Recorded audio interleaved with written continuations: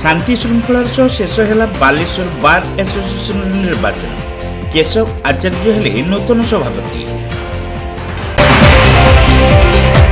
Odisha bar council निष्पत्ति अनुसार राज्यर समस्त बार एसोसिएशन निर्वाचन गोटे दिन में अर्थात मार्च मास शेष शनिवार अनुष्ठित हो जाइछि।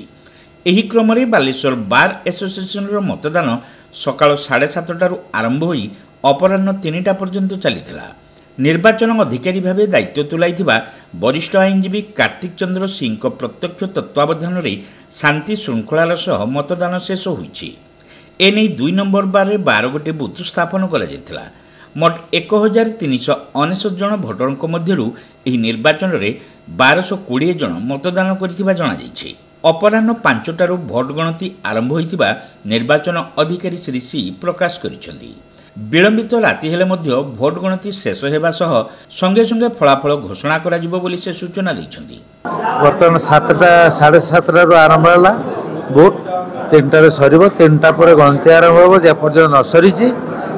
आ वर्तमान ए वर्ष 1399 भोटर वर्तमान सुधा प्राय 450 खंडे भोट पोलिंग हो गलानी।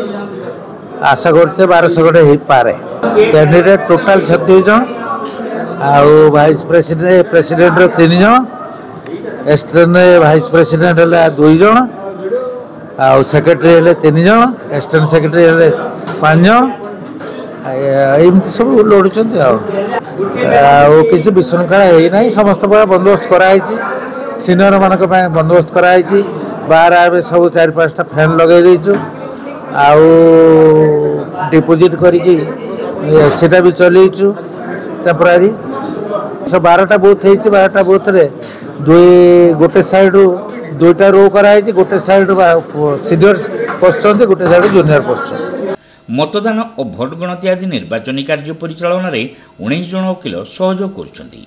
चलित निर्वाचन में बालेश्वर बार एसोसिएशन सभापति पद पर प्रतिद्वंदिता करुवा मनोज कुमार नायक, केशव कुमार आचार्य और नारायण चंद्र साहू मध्य कड़ा मुकाबिला होउथिबा वकिल महल में आलोचना होउछि।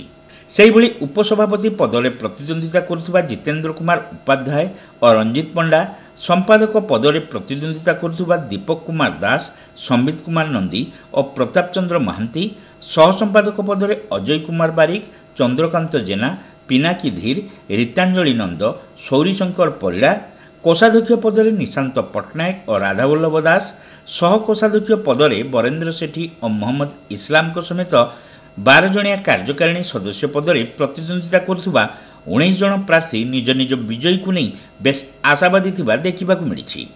तेबे विलंबित राति केशव कुमार आचार्य सभापति भाव निर्वाचित होइतिबा सूचना मिलिछि। एसोसिएशन निर्वाचन पर गत 11 और 12 तारिख में प्रार्थीपत्र दाखल होइतिबा बेले 14 तारिख में जांच, 16 तारिख में प्रार्थीपत्र प्रत्याहार और 18 में चूड़ांत प्रार्थी तालिका प्रकाश पाइथिला।